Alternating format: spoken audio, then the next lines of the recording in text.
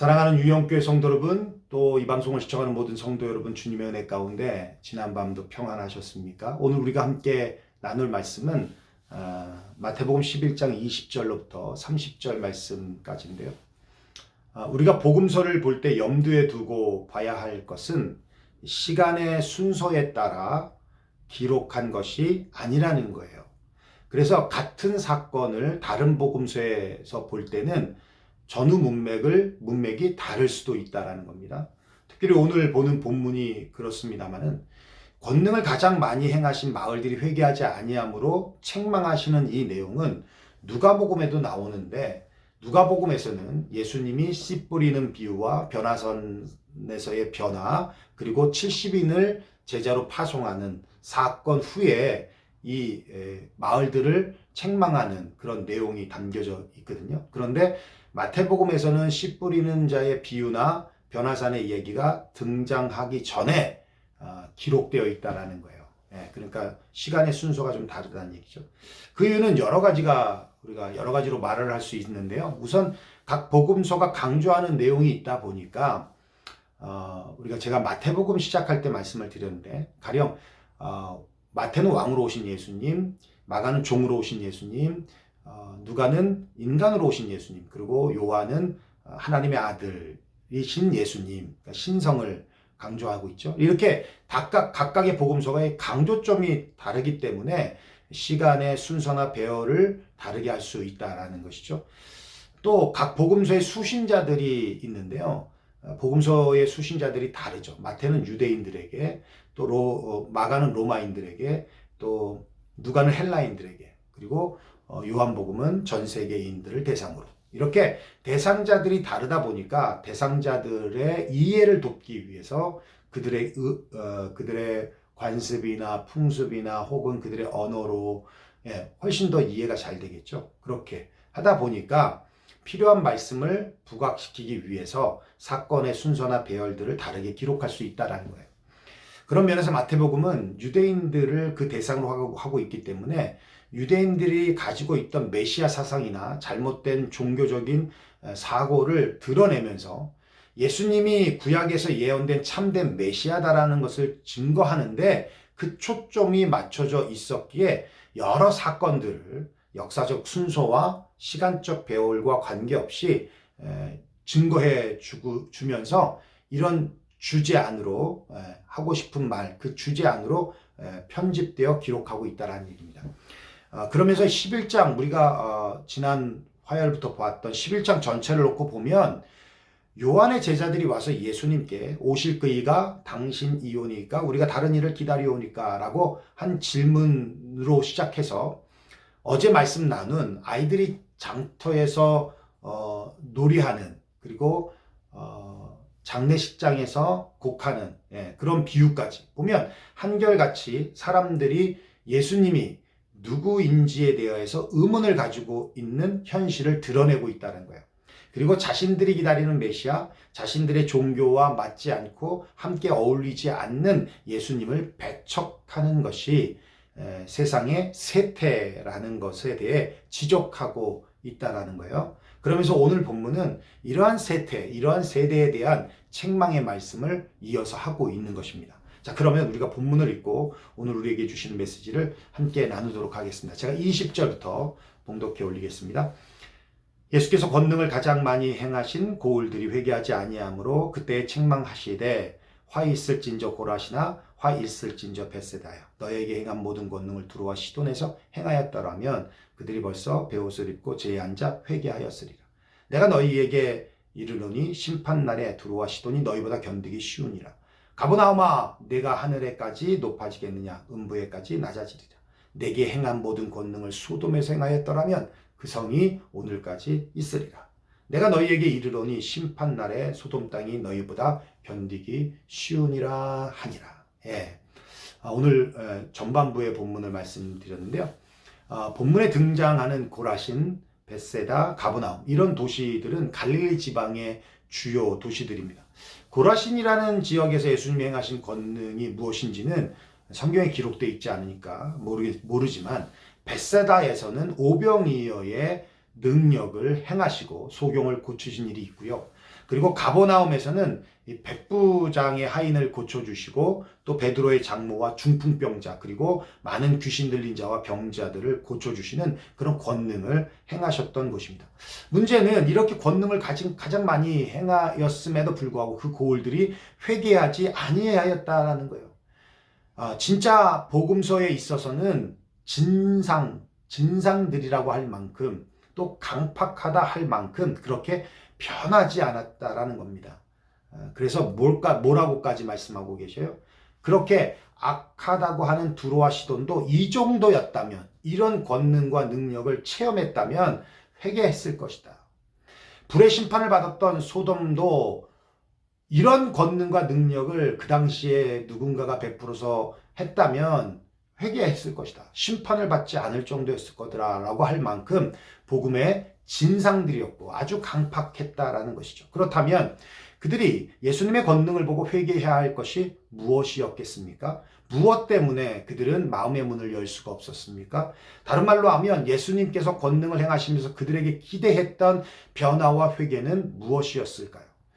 그들은 자신들이 하나님의 택한 백성이라는 선민의식과 아브라함의 후손임의 율법을 받은 자라고 하는 자기 의가 있었기에 자신들이 어둠에 갇혀 있으면서 어둠의 백성이라는 사실을 몰랐고 자신의 도덕과 의로 충분히 구원받을 수 있고 의로워질 수 있다는 잘못된 구원관으로 다른 사람들과 구별하고 차별했었기에 그들에게 복음이 들어가기란 정말 어려웠었다라는 것이죠.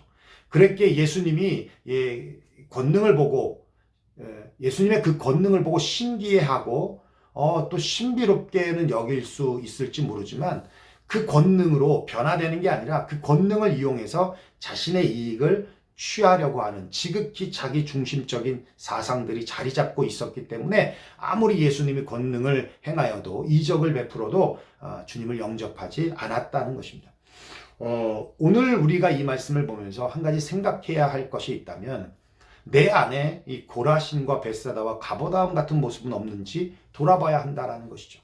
내 자존심, 내 체면, 내 고집으로 똘똘 뭉쳐 있어서 입술로는 은혜를 말하면서 여전히 변화하지 않고 회개하지 않는 내 모습이 있지는 않는지, 어찌 물이 변하여 포도주가 되는 것만이 기적이겠습니까? 감사하게도 우리 승희 집사님 어머니 장례 예배 때 우리 성도님들이 참 많이 가셨고 또 우리 유족들이 많이 위로가 되었다라고 저한테 말씀해 주셨는데 저는 이제 장지까지 같이 갔었거든요. 근데 정말 주님의 은혜이고 주님의 인도하심이라는 것을 너무너무 많이 느꼈습니다. 사실 돌아가시고 굉장히 짧은 시간들인데 마치 준비되어 있고 스탠바이 되어 있다라고 할 만큼 모든 것이 다 예비되어 있다라고 할 만큼 모든 순서들이 굉장히 물 흐르듯 잘 진행이 되었고요.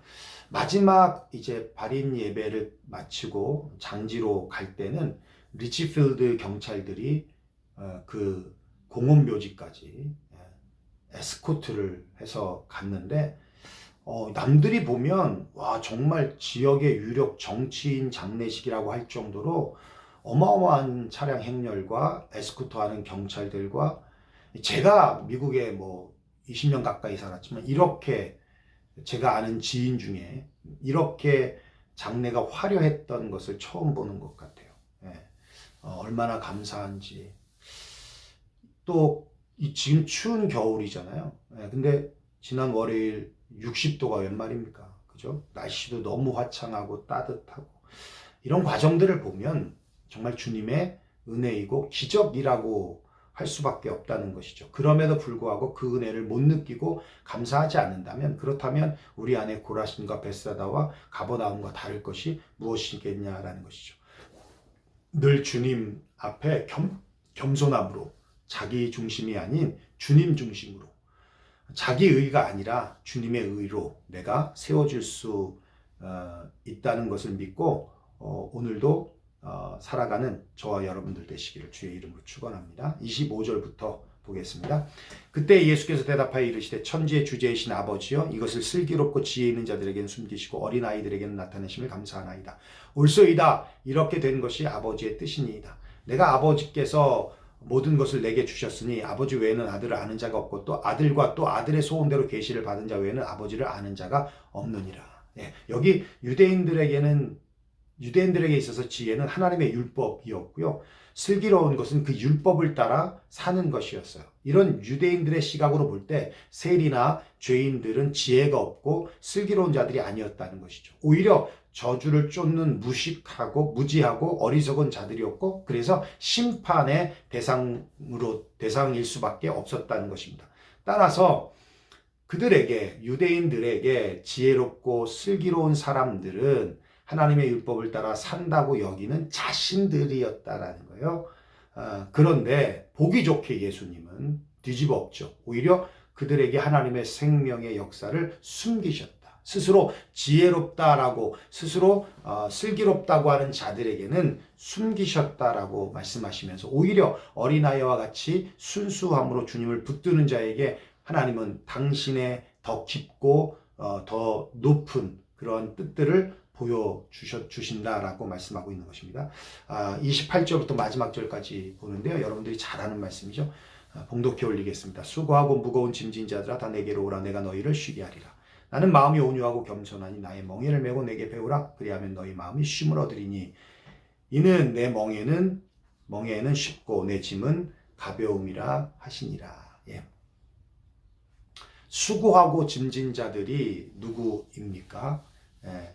유대인들이 강요하는 율법적 행위로 의로워질 수 있다고 해서 의로워지기 위해 무엇인가를 해야 하고 못한 것으로 인해 정죄하고 판단하고 비판하는 그렇게 죄의 굴레와 저주를 짊어지고 가는 자들 그런 자들 다 주님께 나오라고 하는 겁니다. 그리고 주님께 내려놓고 주님의 멍에를 매라는 겁니다.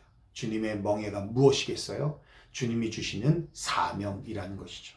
그러면 주님이 우리의 삶의 모든 짐을 건져 주신다라는 것입니다. 그런데 세상의 짐은 너무너무 무거운데 주님의 짐은 가볍다라고 말씀하세요. 그리고 주님께 맡기고 주님의 멍에를 매면 진정한 쉼을 얻고 평안을 얻는다라는 것입니다. 개척교회 목사님이 성도도 없고 그러다 보니 사례도 어렵죠. 생활비도 어렵죠. 그리고 매일매일 새벽 예배하는 것도 너무 힘들고 그래서 이렇게 사느니 차라리 나가서 돈이나 벌자. 그러면서 생활면으로는 안정적으로 살지 않겠나 하는 생각에 목회를 그만두고 세상에 나가서 돈을 벌었는데 사명을 감당하다가 목회하면서 세상을 보니까 쉽게 버는 것 같다라고 생각했겠죠. 오히려 그게 더 편하겠다라고 생각했겠죠. 세상에서 돈 버는 것이 더 힘들더라는 겁니다. 그래서 다시 목회의 자리로 돌아와서 하시는 말씀이 사명의 짐을 벗어버리고 떠났더니 세상의 짐이 다 내게 오더라. 그 세상의 짐은 감당할 수 없을 만큼 크고 힘들더라라고 간증을 하는 것을 들은 적이 있었는데 여러분 그렇습니다. 세상에서 돈 벌지 말라는 것이 아닙니다. 자신이 지켜야 할 자리가 있다라는 거예요. 제가 늘 교회 문을 열고 들어가면 이제는 습관처럼 하는 감사들이 있어요. 하나님 정말 마음 편하게 기도할 수 있는 교회를 주셔서 감사하고 이 나이에 말씀을 전할 수 있는 교회 주셔서 감사하고 귀한 성도들과 함께 신앙 공동체를 허락해 주셔서 감사하고 그런 고백들이 저절로 나오게 됩니다. 저도 늘 그렇게 생각합니다. 내게 허락하시고 맡겨주신 사명을 감당하고 있기 때문에 세상의 근심과 걱정 가운데 놓이지 않고 있다라는 이것이 바로 축복이라고 늘 생각하고 있습니다. 그렇습니다. 만약 지금 세상의 짐 때문에 고통받고 괴로워하고 있다면 역으로 주님의 사명의 짐을 잘 지고 있는지 돌아볼 수 있기를 축원합니다. 만약 지금 평안하시다면 내가 사명의 짐을 잘 감당하고 있는지 돌아보시기를 바랍니다. 그 사명의 짐을 잘 감당하기 때문에 주님이 세상의 짐을 져주셔서 평안하다라는 것을 발견하시기를 바랍니다. 오늘 주님은 말씀하고 있습니다. 수고하고 무거운 짐진 자들아 다 내게로 오라. 주님의 말씀에 주님의 앞으로 주님의 우리의 모든 수고와 무거운 짐을 내려놓으시기를 바랍니다. 그리고 주님이 주시는 사명의 짐을 기쁘게 메고 오늘도 힘차게 살아가시는 에브리데이 크리스찬들이 되시기를 주의 이름으로 축원합니다.